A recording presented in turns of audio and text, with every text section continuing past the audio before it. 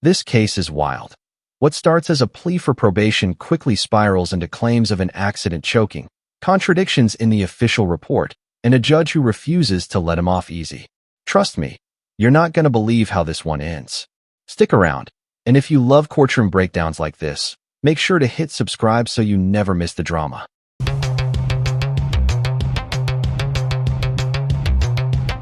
2023 CR 0684, State of Texas versus Demetric Deshaun Jackson. Can I have parties announced for the record for the state? Defense. Lalo Garza for the defendant.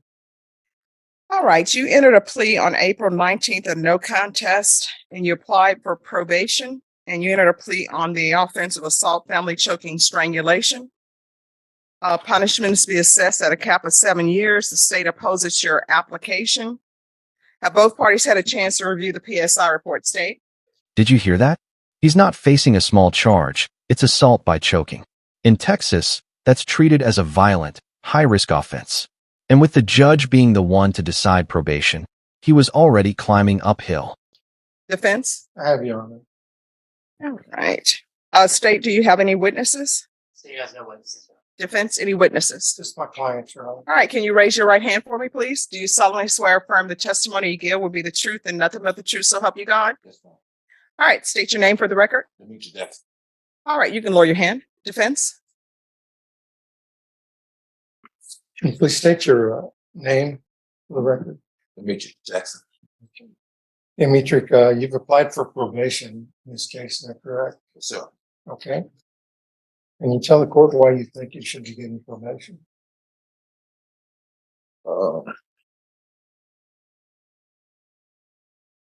I'm very deserving of a second chance, and I want to be more helpful to my kids. It'll help me stay more focused on trying to rebuild what I lost for my kids. Okay, this was an incident that occurred, and I believe you told me it was purely an accident, correct? Yes, sir. Did you have any relationship with this woman? No, sir. Wait a minute. I'm sorry. Okay. How's an I mean, he's pled to assault choking. Is that correct? That's correct, your honor. I don't understand how assault choking is accidental.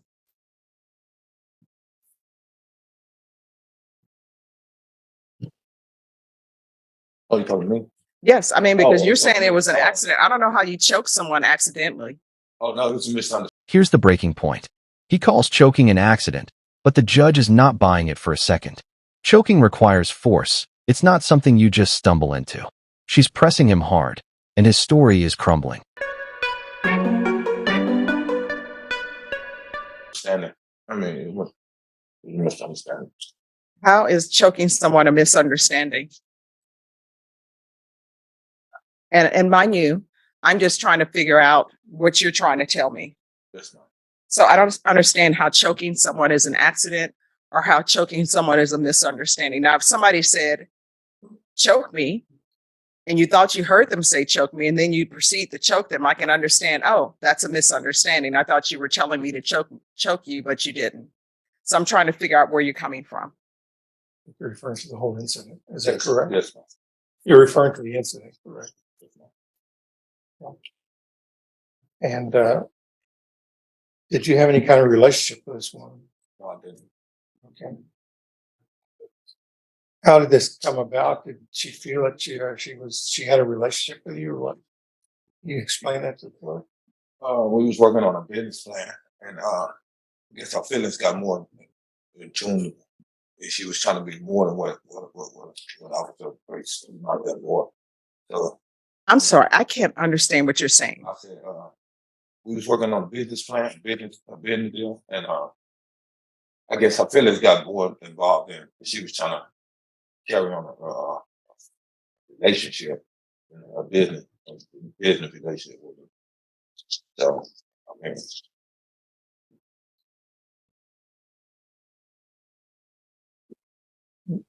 I feel like what she was talking to sound like, I mean,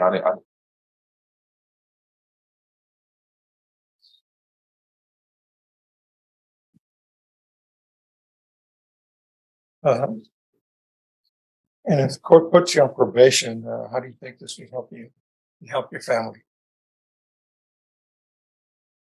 It allowed me to rebuild what was taken away from me, what was like literally robbed from me. So, you know, it's the steps I have to take. I mean, for me to be out here with my kids. I mean, I do whatever I have to take. I mean, I promise my kids that I will give them the remainder of my years. I mean, rehabilitation to them than what I've given them in the past. No further questions. So you said that this was all a misunderstanding, and I was reading in the PSI that you also said she did it to herself. Did you recall telling the PSI person that she did the choking to herself? Yes, I didn't trust it. I mean, Okay, so it's your position that she choked herself. Ouch. This is where the PSI, the pre-sentence investigation report, destroys him. First, he says it was an accident. Then, he claims she choked herself. Those contradictions make him look unreliable, and judges, especially her, don't forgive that. yes, Okay. And you told the TAP evaluation officer that you smoke 8 blunts on a daily basis. Do you recall telling me that? I used to. Do you still smoke 8 blunts on a daily basis? No, sir. Okay. And do you think you have a drug problem or any drug treatment? No, sir. Okay. And have you been on probation before? Yes, sir. Have you always completed your probation successfully? Yes, sir. Okay, so you've never had to have your probation extended? I was on probation one time. I don't think so. You've only been on probation once. Yeah. So were you put on probation in 1995 for assault bodily injury? No, sir. No? No, sir. So if the PSI says that you were, is that correct or incorrect? Incorrect. Okay. And you weren't put on probation in 2004 for possession of controlled substance BG1 1 to 4 grams? Question that. So if the PSI says that, the PSI is wrong. Yes, sir. Okay. And you weren't put on probation for driving while your license was suspended in 2000? Yes. That was the time you were on probation? No, it was in 1994. Okay. So the 2000 for I was on parole. I was in prison for parole. I was on parole. which year did you go to prison? 2006. But before that, no probation. No probation. Okay. So you were never revoked from probation No, before that. Okay.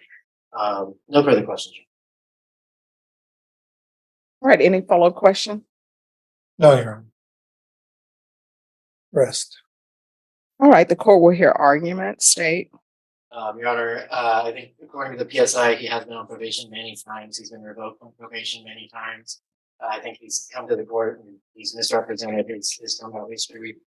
Furthermore, he's minimizing his guilt. He says that he didn't do it. He says it's a misunderstanding. He even told the PSI officer that she choked herself and that any injuries she might have had, she caused to herself. And I will also point out that to the extent that defense tries to argue he had a rough upbringing, he told the PSI officer that his childhood was blessed and that he doesn't need any kind of drug treatment. He also said he doesn't see how probation is going to help him, but he'll try. I think this is someone who doesn't want probation, doesn't want the kinds of services that are available to help improve somebody's life while they're on probation. And for that reason, the state is asking that you meet the cap of 7 years. All right, defense. You, no, you can't.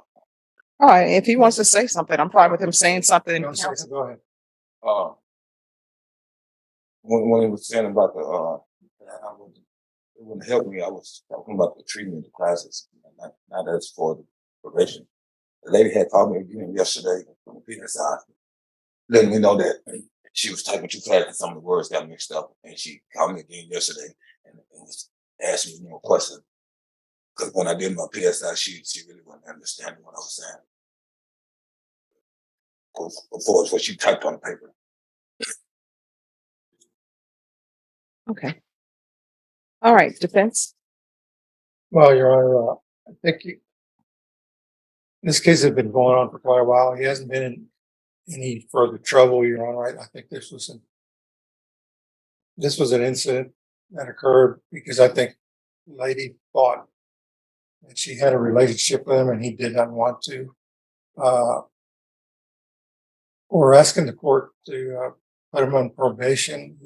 I believe he knows that probation will help him. He'd like to do what he can to get a job, do what he can for his family, and be there for his family. So we're asking the court to place him on probation. All right.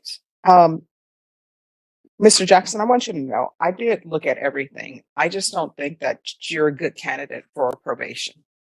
What I'm going to do is find you guilty, and the previous judge found you guilty. Going to sentence you to $500 fine, time and money run concurrent. There's an affirmative finding of family violence. There's to be no contact with Elizabeth Dahl. And there it is, 6 years in prison, probation denied. The judge makes it crystal clear. She reviewed everything, and his shifting stories sealed his fate. One thing's certain. In her courtroom, credibility is everything. Take in consideration 2020 CR 2357, and I'll sentence you to 6 years in the prison. Give you credit for any time served. All right. Did you review the document entitled Trial Court Certification of Defendant's Rights to Appeal with your attorney? Did you understand it? Yes. All right. Because this is a plea bargain agreement, because I followed your plea bargain agreement, and because you waive your right to appeal, you do not have the court's permission to appeal. Do you understand? All right, Mr. Jackson, if you want, I can ask that you be referred to the therapeutic community. It does not increase the length of time that you're in custody, but it may be able to help you with any drug issues you may have. Do you understand? Would you like that or no? Yes, I was trying to understand because All right, thank you. Good luck to you.